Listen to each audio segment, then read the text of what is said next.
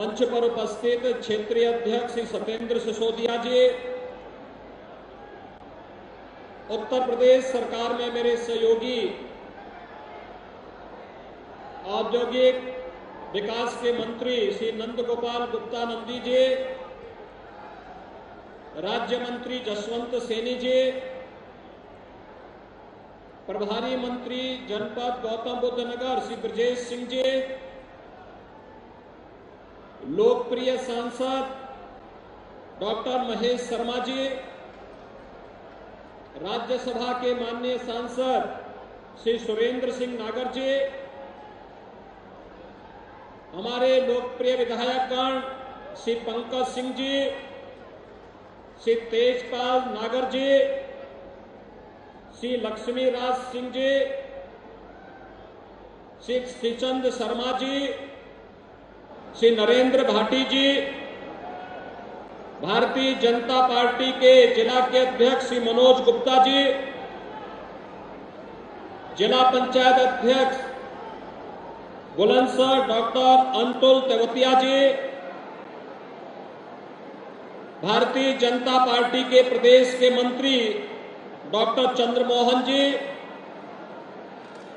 प्रदेश के अवस्थापना और औद्योगिक विकास के आयुक्त श्री मनोज कुमार सिंह जी, आज के इस कार्यक्रम में गौतम बुद्ध नगर लोकसभा सीट से जुड़े हुए सभी पदाधिकारी और कार्यकर्ता भाइयों और बहनों, 9 वर्ष की उपलब्धियों के अवसर पर जनपद गौतम बुद्ध नगर वासियों को 1700 करोड़ रुपए से अधिक की योजनाओं का उपहार प्राप्त हो रहा है। इस अवसर पर यहां के लोकप्रिय जनप्रतिनिधियों का हृदय से बधाई देते हुए मैं आप सबका अभिनंदन करता हूं। भाइयों बहनों, आज इस कार्यक्रम में आने के पूर्व मुझे 2 आयोजनों के साथ जुड़ने का अवसर प्राप्त हुआ। आज ही के दिन 48 वर्ष पहले कांग्रेस ने लोकतंत्र के गले को घोंटने का प्रयास किया था। लोकतंत्र की हत्या करने का प्रयास किया था और उस समय जो आवाजें मुखर हुई थी, मीडिया जगत का एक प्रखर नाम था स्वर्गीय रामनाथ गोयनका जी का। इंडियन एक्सप्रेस ग्रुप के संस्थापक के नाम से आज एक मार्ग का लोकार्पण करने का भी अवसर मुझे प्राप्त हुआ। उन लोकतंत्र सेनानियों की स्मृतियों को,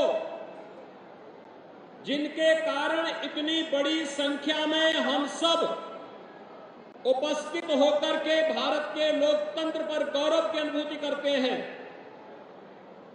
उन सभी लोकतंत्र सेनानियों की स्मृतियों को नमन करने का एक अवसर यहां पे इस नामकरण के माध्यम से मुझे प्राप्त हुआ। मैं इस अवसर पर उन ज्ञात अज्ञात सभी लोकतंत्र सेनानियों को स्मरण करते हुए उन्हें नमन करता हूं। और भाइयों बहनों, आप इसको विडंबना ही मानेंगे, आजादी के बाद देश के लोकतंत्र पर जब संकट आया था, लोकनायक जयप्रकाश नारायण जी के नेतृत्व में उस समय के उन तमाम महान लोकतंत्र सेनानियों ने, उसमें सरदेव अटल बिहारी वाजपेयी जी थे, सरदेव लाल कृष्ण आडवाणी जी थे,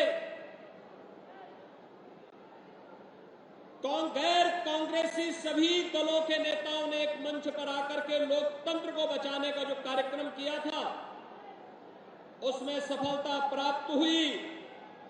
लेकिन जेपी और लोहिया के नाम पर राजनीति करने वाले लोग आज फिर से लोकतंत्र विरोधी अपने कृत्यों के लिए भारत के लोकतंत्र के इतिहास को काला अध्याय में बदलने वाले उसी कांग्रेस के साथ मिलकर के भारत के खिलाफ षड्यंत्र करने में निरंतर कुछ न कुछ दुष्चक्र करने का प्रयास कर रहे हैं। और आज हम सबकी जिम्मेदारी बनती है, जब भारत एक नए भारत के रूप में दुनिया के अंदर अपनी पहचान बना रहा है, प्रधानमंत्री मोदी जी के यशस्वी नेतृत्व में वैश्विक मंच हो या फिर भारत के अंदर सुरक्षा का एक बेहतर वातावरण, इन सभी कार्यक्रमों को जब अच्छे रूप में भारत आगे लेकर के चल रहा है, ये यात्रा विकास की, समृद्धि की, खुशहाली की और वैश्विक मंच पर प्रतिष्ठा की अनवरत चलती रहे, इसके लिए एक बार फिर से केंद्र सरकार की 9 वर्ष की प्रधानमंत्री मोदी जी के नेतृत्व की उपलब्धियों को लेकर के आम जनमानस के बीच में हम जाकर के 2024 की तैयारियां कर सके, इसके लिए आज मैं आपके बीच में आप सबसे अपील करने के लिए आया हूं। भाइयों बहनों, 1718 करोड़ की परियोजनाओं के पहले गौतम बुद्ध नगर पुलिस को अथॉरिटी की ओर से 56 4 पहिया वाहन पेट्रोलिंग के लिए उपलब्ध करवाए गए। अथॉरिटी के द्वारा अभी यहां पे हाई राइज बिल्डिंग के लिए फायर टेंडर भी उपलब्ध करवाने की कार्रवाई चल रही है। लगातार आज आप देख रहे होंगे अथॉरिटी का विकास, इंफ्रास्ट्रक्चर किस रूप में यहां पर सुदृढ़ हुआ है। पहले लोग दिल्ली में रहते थे, नोएडा, ग्रेटर नोएडा आने में संकोच करते थे क्योंकि वहां का इंफ्रास्ट्रक्चर अच्छा था, वहां की सुविधाएं अच्छी थी। यहां खराब था, यहां के बारे में लोगों की धारणाएं खराब थी। लेकिन आज बदल चुकी स्थितियां 6 वर्ष के अंदर ही एक सामूहिक प्रयास का परिणाम है कि आज गौतम बुद्ध नगर में दिल्ली से भी लोग आना चाहते हैं, देश से भी आना चाहते हैं, दुनिया से भी लोग आना चाहते हैं। पिछले दिनों हम आए थे, देश के बड़े डाटा सेंटर का हम लोगों ने यहां लोकार्पण किया था और आज देश के एक बड़े रोबोटिक सेंटर का भी उद्घाटन यहां पे इसके बाद कार्यक्रम में होने जा रहा है। ये बदलते हुए उत्तर प्रदेश और गौतम बुद्ध नगर जनपद की तस्वीर हम सबके सामने है। भाइयों बहनों, 17 के पहले मैं सोच रहा था, मेरे लगातार पिछले कुछ दिनों में कार्यक्रम थे। मैं बलरामपुर जिले में जो एस्पिरेशनल जिला है वहां गया था। अभी 3 दिन पहले बलरामपुर, अंबेडकर नगर, बलिया, गोरखपुर, इन जनपदों में मैं गया था। बड़ी गर्मी थी, लेकिन जब मैं पश्चिमी उत्तर प्रदेश की तरफ आ रहा था तो मुझे लगा कि वहां भी इतनी भीषण गर्मी होगी। लेकिन आज देखिए मौसम की कितनी बड़ी कृपा, जैसे माफिया उत्तर प्रदेश में ठंडे हो गए वैसे मौसम भी ठंडा हो गया है।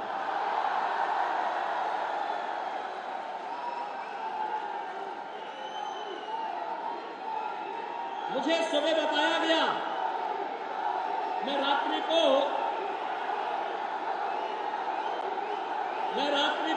मथुरा में था और भाइयों बहनों, देर रात्रि तक मथुरा के अंदर वहां पर चल रही विकास के कार्यक्रमों को मुझे अवलोकन करने का अवसर प्राप्त हुआ और मुझे लगा देखिए कितनी बड़ी संभावना उत्तर प्रदेश के लोगों के पास। काशी भी हमारे पास, अयोध्या भी हमारे पास और मथुरा वृंदावन भी हमारे पास। मथुरा वृंदावन जैसे काशी प्रधानमंत्री मोदी जी के नेतृत्व में एक नई आभा के साथ दिव्य और भव्य काशी के रूप में आज जगमगाहट के साथ वैश्विक मंच पर एक नई प्रतिष्ठा प्राप्त कर रही है। ऐसे ही अयोध्या एक नई अयोध्या के रूप में जगमगा रही है। और मुझे लगता है हर भारतवासी दुनिया के अंदर जहां कहीं भी सनातन हिंदू धर्मावलंबी होगा, भारत का शुभचिंतक होगा, वह जनवरी 2024 का इंतजार कर रहा है, जब रामलला अपने स्वयं के भव्य मंदिर में विराजमान होंगे। अयोध्या में वो दिन भी नजदीक आने वाला है। और मैं कल मथुरा वृंदावन की जगमगाहट को, वहां पे चल रहे कार्यक्रमों को भी देख रहा था। देर रात्रि तक मुझे अनेक स्थानों में जाने का अवसर प्राप्त हुआ, लेकिन आज प्रातः जब मैंने मालूम किया कि क्या स्थिति है गौतम बुद्ध नगर की, तो मुझे बताया गया बारिश हो रही है। कैसे कार्यक्रम होंगे? मैंने कहा चिंता मत करिए, तो जो पहले से बोला गया उसके अनुरूप हो रहा है, क्योंकि उत्तर प्रदेश में सब कुछ अब विकास के बारे में लोग सोच रहे हैं, विकास होना है। लोगों के मन में एक बात आ गई है कि हम केवल और केवल सकारात्मक सोच के साथ, जिस सकारात्मक सोच के साथ प्रधानमंत्री मोदी जी ने विगत 9 वर्षों के अंदर अनथक परिश्रम करके, कठिन परिश्रम करके अपने विजनरी लीडरशिप में देश को एक नई दिशा दी है। हर एक क्षेत्र में आपने 21 जून को विश्व योग दिवस के रूप में मनाया। दुनिया के 180 देशों ने योग दिवस के साथ जुड़ करके भारत की ऋषि परंपरा के प्रति कृतज्ञता ज्ञापित की। हर भारतवासी गौरवान्वित है। आपने परसों देखा अमेरिकी सीनेट को प्रधानमंत्री मोदी जी संबोधित कर रहे थे, और अमेरिका में क्या अभूतपूर्व स्वागत प्रधानमंत्री मोदी जी को प्राप्त हुआ। भाइयों बहनों, वर्तमान में आजादी के अमृत काल में भारत 2 बड़ी उपलब्धियों को लेकर के वैश्विक मंच पर छा रहा है। G20 समूह की अध्यक्षता प्रधानमंत्री मोदी जी के नेतृत्व में भारत कर रहा है। G20 दुनिया के 20 बड़े देश, जिनके पास कुल दुनिया की आबादी की 65% से अधिक आबादी निवास कर रही है, दुनिया के 80% संसाधनों पर जिनका अधिकार है, 85% GDP पर जिनका अधिकार है, और 90% पेटेंट पर जिनका अधिकार है, उन देशों की अध्यक्षता भारत वर्तमान में कर रहा है। G20 का एक समिट गौतम बुद्ध नगर जनपद में भी प्रस्तावित है। भाइयों बहनों, एक तरफ यह और दूसरी तरफ जब भारत अपनी आजादी के अमृत काल में चल रहा है, एक नए भारत के रूप में, एक खुशहाल भारत के रूप में, दुनिया की 5वीं बड़ी अर्थव्यवस्था के रूप में उभरता हुआ भारत आज हम सबके सामने है। कोरोना कालखंड में फ्री में टेस्ट, फ्री में उपचार, फ्री में वैक्सीन, और 3.25 वर्षों से 80 करोड़ लोगों को प्रधानमंत्री मोदी जी के नेतृत्व में फ्री में राशन की सुविधा का लाभ भी भारत दे रहा है। दुनिया के अंदर कोई देश नहीं दे रहा है। भाइयों बहनों, 80 करोड़ लोगों को भारत 3.25 वर्ष से फ्री में राशन की सुविधा दे रहा है। और दूसरी तरफ 1947 में भारत का विभाजन करके बना हुआ पाकिस्तान एक एक रोटी के लिए मोहताज हो रहा है। जब भारत अपनी आजादी का अमृत महोत्सव मना रहा है, तब भारत खुशहाली की ओर से दुनिया की एक बड़ी आर्थिक ताकत के रूप में उभर रहा है। भारत के नागरिकों में समृद्धि आ रही है। भारत विकास की एक नई यात्रा के साथ आगे बढ़ रहा है। और ये यात्रा इसी प्रकार से बनी रही। 2027 आते आते भारत दुनिया की तीसरी बड़ी अर्थव्यवस्था के रूप में स्थापित होगा। एक तरफ भारत की शानदार यात्रा, और दूसरी तरफ पाकिस्तान अपनी नकारात्मक सोच के नाते, अपनी विध्वंसात्मक सोच के नाते भूखमरी और दरिद्रता की एक नई कहानी रचता हुआ दिखाई दे रहा है। और भाइयों बहनों, कोई कारण नहीं, आने वाले समय में अपने नीच कृत्यों के नाते पाकिस्तान भी वैसे ही ठंडा न हो जाए जैसे यहां के माफिया ठंडे हो गए हैं। कोई कारण नहीं। आप देखना ये उधर बढ़ रहा है। और इसीलिए आज मैं आपके पास आया हूं आप सबसे अपील करने के लिए, जिन लोगों ने लोकतंत्र के गले को रौंदा था, आज उसके साथ जब समाजवादी पार्टी, उनके साथ जब राष्ट्रीय लोकदल, उनके साथ जब जेडीयू और अन्य जेपी के अनुयायी कहे जाने वाले दलों की जब सांठगांठ होती है, तो जनता भी इनके उन सभी कारनामों को कि अपने भ्रष्टाचार के कारनामों को छुपाने के लिए कैसे, क्योंकि समाजवादी पार्टी का तो पुराना इतिहास रहा है ना कि कांग्रेस को इन्होंने 2004 में बिना मांगे ही समर्थन देने का कार्य किया था। वे समर्थन नहीं चाहते थे, लेकिन जबरदस्ती चिपको आंदोलन के रूप में अपने आप को अग्रणी बनाने में माहिर हैं, और वही कार्य उन्होंने उस समय किया था। एक बार फिर से उस कथा को दोहराने का कार्य हो रहा है। लेकिन भाइयों बहनों, हमें विकास के बारे में जो सकारात्मक सोच प्रधानमंत्री मोदी जी ने दी है, उस सकारात्मक सोच के साथ आगे बढ़ना है। और आज गौतम बुद्ध नगर जनपद में मैं स्वयं इसी बात को लेके आया हूं। विगत 6 वर्ष में यहां के परसेप्शन को बदला है। यहां पे बड़े बड़े कार्य, आज इंफ्रास्ट्रक्चर के बड़े बड़े कार्य हो रहे हैं, निवेश आ रहा है, और गौतम बुद्ध नगर जनपद एक बार फिर से नोएडा, ग्रेटर नोएडा यमुना अथॉरिटी के माध्यम से अपनी आभा को देश के अंदर और वैश्विक मंच पर फिर से वो छाता हुआ दिखाई दे रहा है।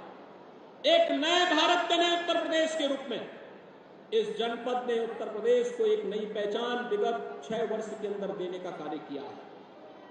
यहां पर एशिया का सबसे बड़ा एयरपोर्ट जेवर में बन रहा है।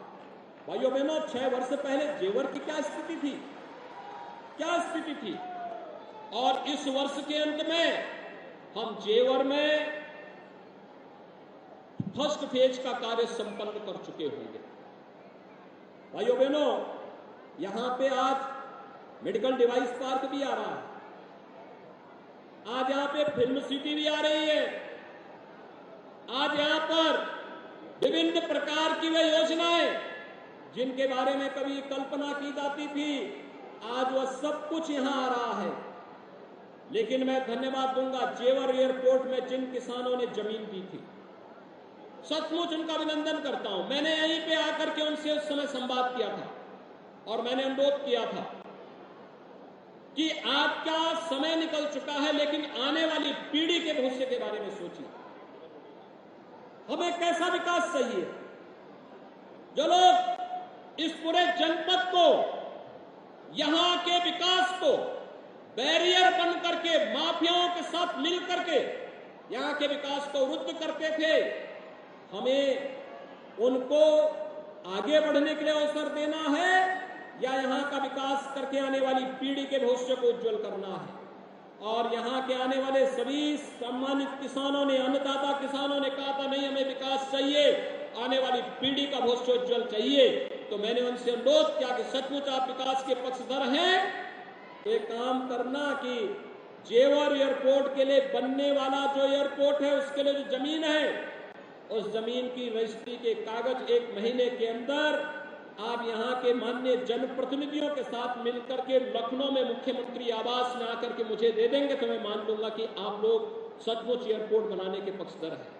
और उन्होंने किया था, और मैं आज इसीलिए आया हूं। आज हम यहां पे आए हैं, आज यहां पे 1718 करोड़ रुपए की जिन परियोजनाओं का लोकार्पण और शिलान्यास हुआ है, सॉलिड वेस्ट मैनेजमेंट से भी है, सड़क से भी है, ड्रेनेज से भी है, यहां की अन्य अवस्थापना सुविधाओं के साथ साथ बुनियादी सुविधाओं से जुड़ी हुई योजनाएं भी हैं। लेकिन साथ साथ इस जनपद के समग्र विकास के लिए अथॉरिटी के द्वारा किए जाने वाले प्रयासों की वह एक झलक भी प्रस्तुत करता है। भाइयों बहनों, मैं यही आश्वासन देने के लिए भी आया हूं, किसानों की समस्या का समाधान हमारी शीर्ष प्राथमिकता है और सकारात्मक योगदान, संवाद से इस समस्या का समाधान होगा। संवाद के माध्यम से बड़ी समस्या का समाधान हो सकता है। आखिर हम लोकतांत्रिक समाज में रहते हैं, इसके लिए नकारात्मक ताकतों को बीच में नहीं आने देना है। जो लोग विकास के विरोधी हैं, आपके कंधे पे बंदूक रख करके केवल अव्यवस्था पैदा करना चाहते हैं, विकास को बाधित करना चाहते हैं और आने वाली पीढ़ी के भविष्य के साथ खिलवाड़ करना चाहते हैं, उन लोगों को सफल नहीं होने देना है। हम संवाद के माध्यम से अपनी समस्या का समाधान करें और साथ ही साथ हम लोग यहाँ पे बायर और बिल्डर से जुड़ी हुई समस्या का समाधान करने के लिए भी एक सकारात्मक दिशा में आगे बढ़ने वाले हैं। इस समस्या का भी समाधान होगा, क्योंकि यहाँ के विकास के लिए यह आवश्यक है और इन सभी समस्याओं का सकारात्मक रूप से समाधान के किसी निष्कर्ष पर हम पहुंच सके, इसके लिए जनता जनार्दन का योगदान, जनप्रतिनिधियों की सक्रियता और साथ साथ सभी प्रकार के प्रशासनिक अथॉरिटी, शासन से जुड़े हुए अधिकारियों का बेहतर संवाद इस पूरी प्रक्रिया को आगे बढ़ाएगा। और मैं विश्वास के साथ कह सकता हूं, यह आज नए भारत के नए उत्तर प्रदेश में संभव है, यह हमने करके दिखाया है और इसके परिणाम भी बहुत शीघ्र आप सबके सामने आएंगे। आज के इस अवसर पर भाइयों बहनों, 9 वर्ष की प्रधानमंत्री मोदी जी के नेतृत्व की उपलब्धियां बेमिसाल हैं।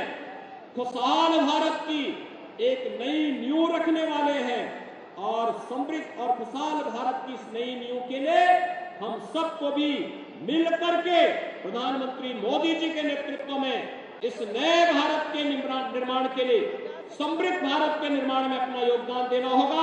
आज के इस अवसर पर एक बार फिर से मैं आप सबको हृदय से इन सभी योजनाओं की बधाई देते हुए, सभी माननीय जनप्रतिनिधियों को बधाई देते हुए गौतम बुद्ध नगर वासियों का अभिनंदन करता हूं। धन्यवाद। जय हिंद।